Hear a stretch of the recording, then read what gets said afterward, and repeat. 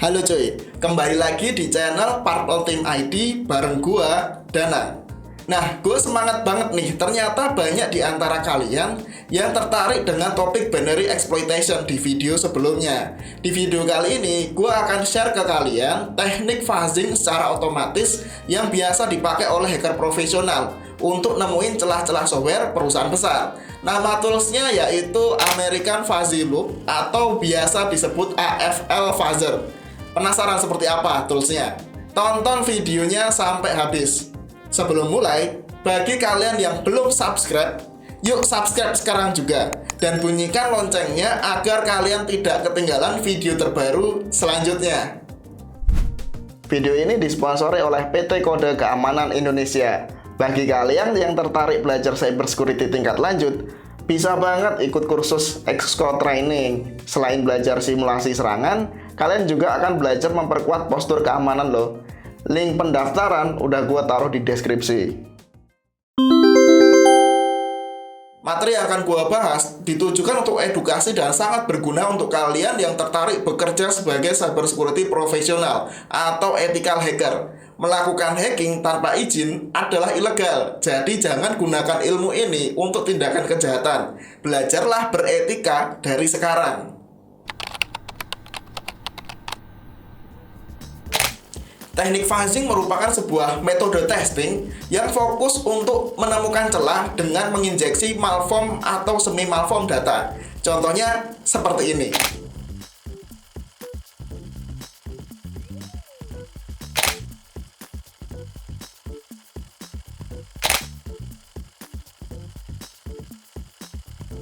Yang bingung dengan istilah malform data, intinya istilah lain untuk data yang tidak bisa diproses dan biasanya menyebabkan aplikasi mengalami hang atau crash. Dari celah tersebut, hacker bisa memanfaatkan itu untuk dieksploitasi sehingga mendapatkan akses ke mesin target. Nah, di cuplikan video tadi kita pakai cara manual. Ada loh cara otomatisnya, yaitu dengan tools American Fuzzy Loop yang juga sering disebut AFL Fuzzer. Tools ini bukan kaleng-kaleng cuy, soalnya sering dipakai oleh hacker profesional dan terbukti sudah menemukan banyak celah keamanan dan banyak exploit zero day tercipta akibat bantuan dari tools ini. Dari celah iOS, celah Android yang dikenal stage fright hingga celah browser Mozilla pun gak lepas dari temuan AFL ini.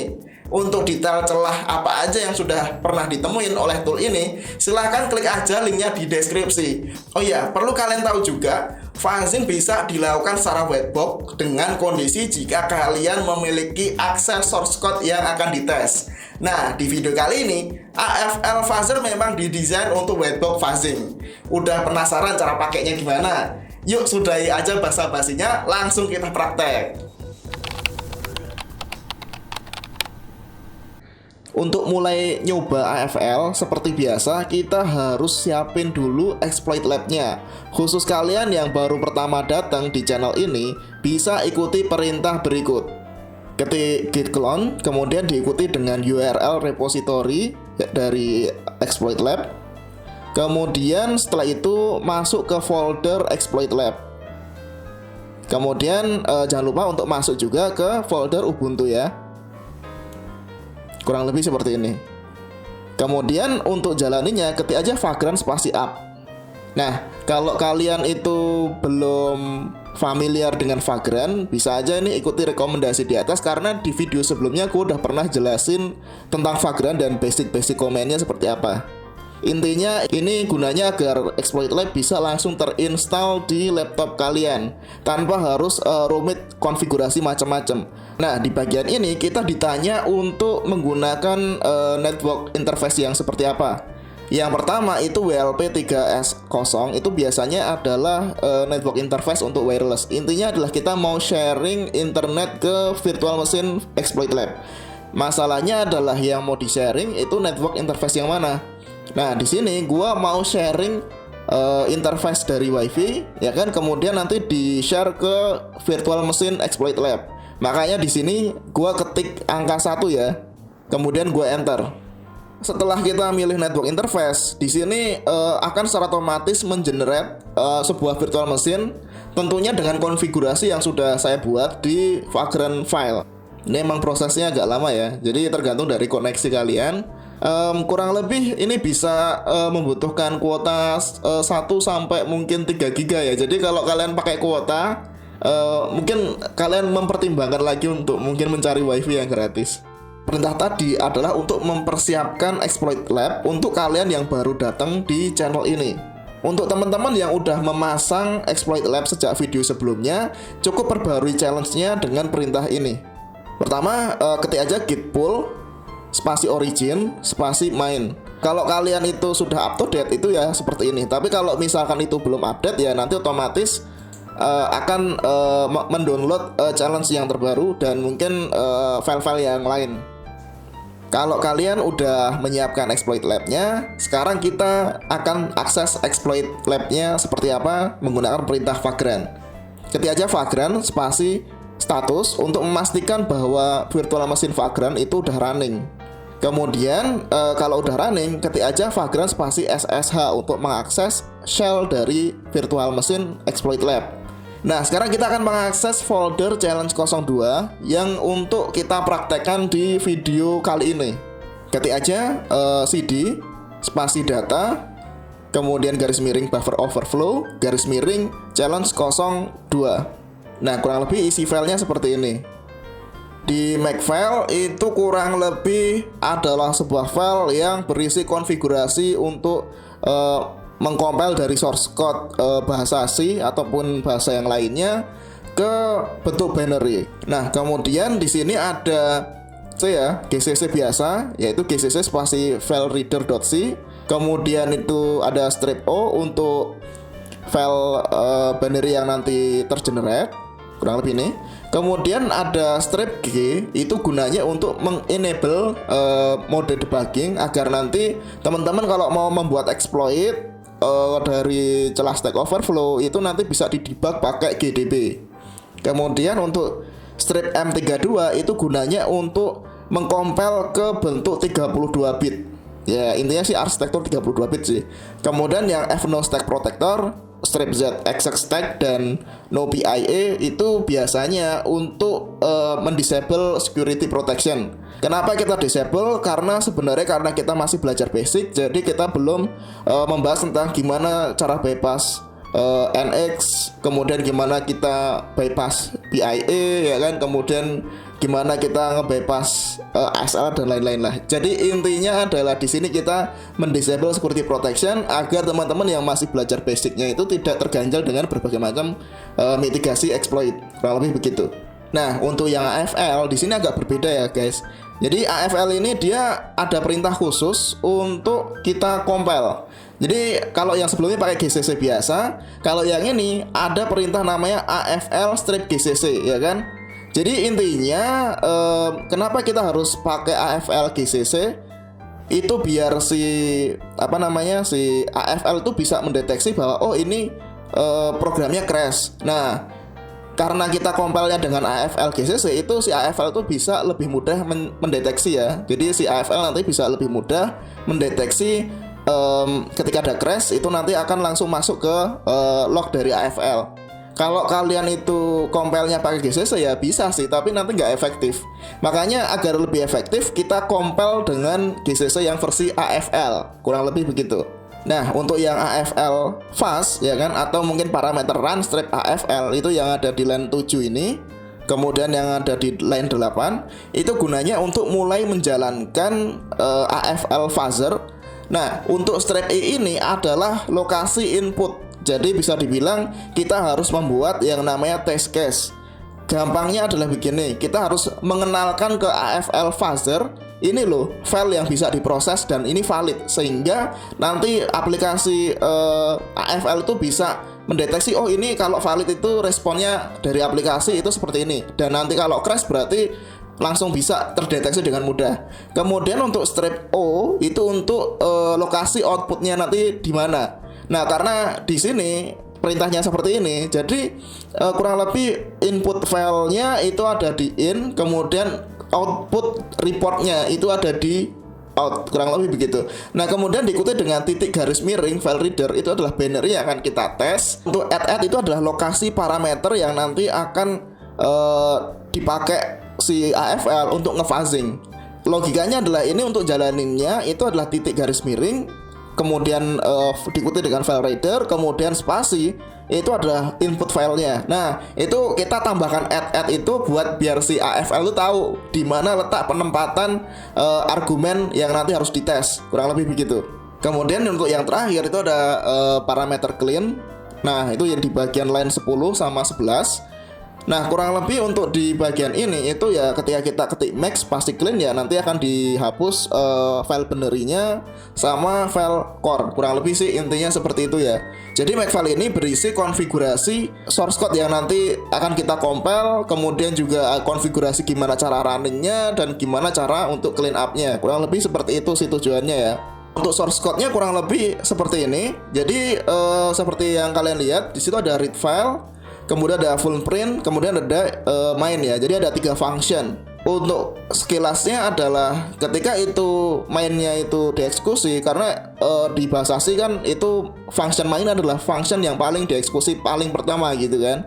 Nah, source code ini itu akan mengecek ketika ada argumen atau tidak. Jika argumennya itu kurang dari 2 ya kan jumlah argumennya, akan muncul perintah mohon tambahkan lokasi file. Kemudian di print juga itu cara penggunaan perintahnya seperti apa. Kemudian return 1 itu gunanya untuk return kalau ini error. Jadi biasanya sih kalau return sukses itu 0. Kalau misalkan error itu 1, kurang lebih gitu sih. Kemudian untuk line 29 itu untuk membaca file yang kita inputkan dari argumen pertama ya. Kalau di sini kan bentuknya array ya, jadi bisa dibilang mungkin argumen pertama, tapi di situ kan tertulis 1 itu kan. Nah, kemudian full print itu untuk memprint isi dari filenya itu isinya apa. Oke. Nah, kita scroll ke atas, kurang lebih ini isinya ya, isi dari read filenya. Nah, untuk function yang pertama itu kan baca file dulu. Jadi bisa teman-teman lihat di situ ada fopen ya. Fopen ini sekilas ya untuk membuka file. Kemudian untuk fgets ini gunanya untuk membaca isi filenya seperti apa. Kemudian itu disimpan ke dalam variabel buff. Kemudian baru di close. Jadi analogi sebenarnya kayak kita itu buka manual filenya itu. Kita buka filenya, kemudian kita baca, kemudian kita simpan ke sebuah variabel bernama buff. Untuk function selanjutnya itu ada file underscore print. Nah, function ini itu mengcopy variabel konten ya kan ke variabel buff yang ada di function yang ini. Nah, perlu teman-teman ketahui untuk variabel konten ini itu ukurannya 2048 atau 2048. Masalahnya adalah variabel buff yang nanti di copy itu ukurannya 1024 atau 1024. Jadi bisa dibilang adalah ketika nanti variabel kontennya itu panjang melebihi variable buff, nanti akan terjadi stack overflow. Nah, barulah di situ setelah selesai di copy ya kan, barulah nanti di print. Jadi celahnya itu ada di line 19. Itu tadi penjelasan source code dari filereader.c dan makefile. Jadi harusnya teman-teman udah cukup paham isinya seperti apa. Nah, sekarang kita pelajari dulu cara kerja dari aplikasi, caranya seperti apa. Ikuti aja perintah ini. Nah, ketik max spasi build, kemudian ketik titik garis miring file reader, kemudian diikuti dengan lokasi file yang mau dibaca. Kemudian nanti akan muncul isi baris pertama dari file itu tuh isinya apa. Kurang lebih kayak gini nih. Kita coba dengan baca source code file lain. Oke, kurang lebih seperti itu aja sih caranya ya. Jadi nggak begitu sulit cara pakai aplikasinya. Nah, selanjutnya kita bikin folder baru bernama in. Kemudian kita buat file sampel yang nanti bisa diproses oleh aplikasi tanpa terjadi crash. Gunanya biar nanti AFL fuzzer itu bisa tahu, oh ini kalau normal seperti ini responnya. Dan kalau nanti error ya otomatis langsung bisa kedeteksi. Nah, untuk jalan perintahnya jangan lupa seperti biasanya ketik aja titik garis miring file reader, kemudian diikuti dengan contoh file yang kita buat tadi ya. Ketik aja in garis miring test. Nah, ini dia outputnya. Kurang lebih itu aja sih. Nggak susah kan ya? Kalian udah tahu cara kerja dari aplikasinya. Nah, sekarang gimana sih caranya untuk fuzzing menggunakan AFL fuzzer? Kita clean dulu aplikasi binary-nya. Kemudian kita compile dengan GCC yang khusus dari AFL, kurang lebih seperti ini. Dan kalau udah, tinggal kita jalani aja. Ketik aja make spasi run strip AFL. Kurang lebih akan muncul output seperti ini. Kalau misalkan di proses ini emang butuh waktu sih. Jadi si AFL akan mencoba fuzzing dengan berbagai macam pattern dan berbagai macam mutasi, dan kita ya tinggal nunggu aja. Nah, ini asiknya AFL fuzzer tuh seperti ini. Jadi effort kita yang tadinya harus finding bug-bug stack overflow, buffer overflow dan lain-lain sebagainya lah. Ya intinya bug-bug yang ada di binary exploitation kayak gitu kan. Nah, kita hanya tinggal nyantai aja. Jadi pusingnya itu nanti di bagian bikin exploitnya sih.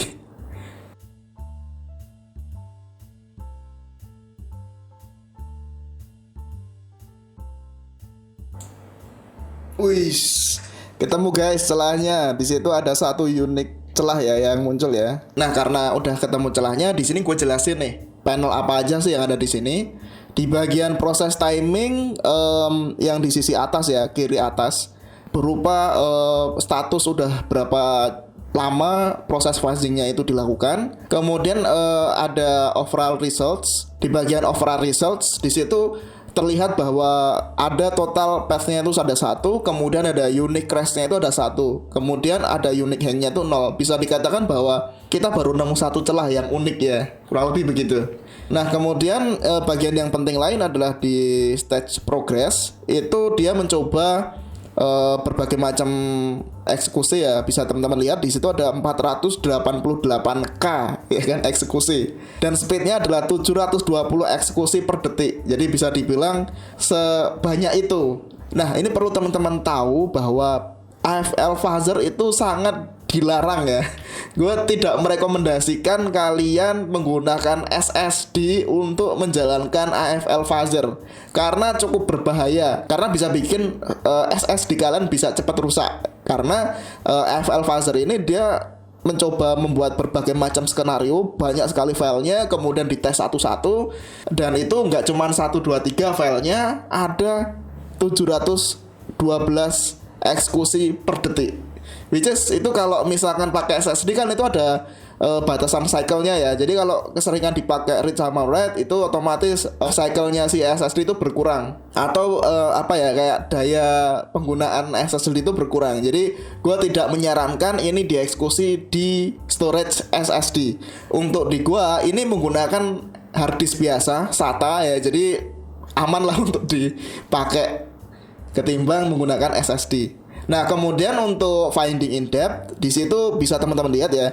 Ada total crash-nya itu ada 2600 sekian ya, dan itu bertambah terus. Nah, tapi sebenarnya itu yang unik cuma satu. Jadi bisa dibilang ini si AFL tuh mencoba berbagai macam file tapi crash, tapi ternyata itu terhitung duplikat gitu kan. Jadi yang paling unik cuma satu. Nah, kemudian untuk path geometry di situ masih level 1 ya. Jadi kalau ini tak running sampai berhari-hari ya nanti masih ada level 1, level 2, level 3 dan seterusnya. Jadi nggak selesai-selesai. Makanya kalau udah ngerasa cukup tinggal Ctrl C aja sih langsung beres. Soalnya kalau kalian nunggu ini kelar, ya nggak kelar-kelar karena bisa aja berminggu-minggu itu masih jalan sih. Gitu. Nah, makanya itu rahasia teman-teman yang yang sering bikin exploit zero day itu biasanya ya mereka melakukan fuzzing ini nggak cuma sekali 2 kali atau mungkin cuma sejam 2 jam, tapi emang di running secara terus menerus untuk nyari celahnya itu seperti apa. Jadi kalau udah ketemu Honda bugnya nih barulah di eskalasi untuk pembuatan exploit. Kalau belum ya udah di running terus. Nah, di sisi lain ini juga menarik sih karena kalau aku lihat teman-teman itu ketika ada exploit yang lagi ngetrend, yang booming itu adalah exploitnya. Tapi gue penasaran karena gue dulu sering bikin exploit dan bisa dibilang ya gue tahu betapa sulitnya ya kan untuk nemu celahnya. Kalau pas bikin exploitnya ya memang pusing sih, tapi kan lebih susah itu nyari bugnya ketimbang bikin exploitnya. Jadi ya gue malah lebih penasaran. Oke, ini ada exploit yang cukup ngeri. Gue penasaran kok dia bisa ketemu gitu loh. Gue penasaran gitu kan. Jadi ternyata pakai AFL fuzzer. Oh gitu, pantas ya kan, nggak pusing ya kan. Kalau udah ngerasa nggak cukup, tinggal tekan aja Ctrl C untuk stop. Karena nanti biar nggak kelamaan nanti durasi videonya ya.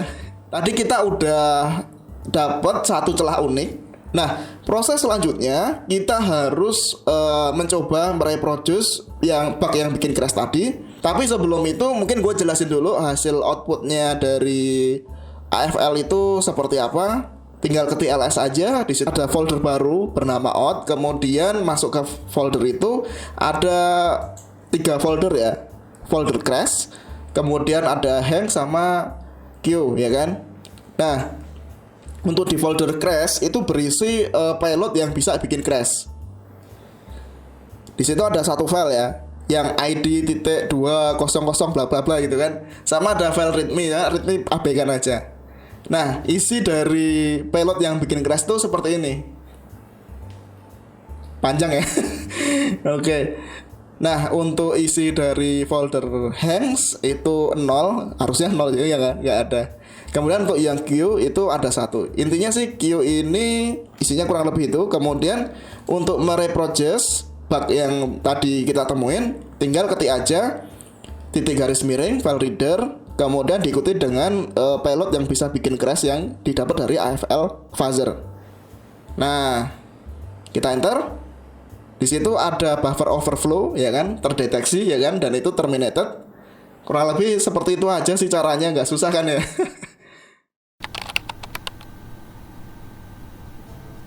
AFL fuzzer juga punya kekurangan nih. Nah, ini gue jelasin kekurangannya apa.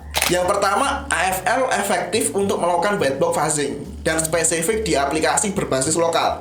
Jika aplikasi yang mau di fuzzing berbasis TCP socket server, tentu tools ini by default belum mampu. Kadang untuk mengatasi ini kita harus repot mengubah source code aplikasi server agar mau menerima input dari konsol. Dan kalau kita punya kasus untuk mengidentifikasi celah di aplikasi tapi kita nggak punya source code-nya atau sebutannya black box fuzzing, ya sebenarnya bisa aja sih tinggal tambahkan strip n, tapi prosesnya nggak efektif.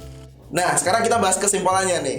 Tools ini emang bantu gue banget, terutama untuk hunting bug yang berupa binary seperti library native di Android apps. Tools ini juga bantu pengecekan di OWASP Mobile Security Testing Guide, terutama di bagian requirement MSTG kode 8. Selain itu, tools ini juga banyak dipergunakan untuk finding bug-bug di kernel dan open source native library lainnya.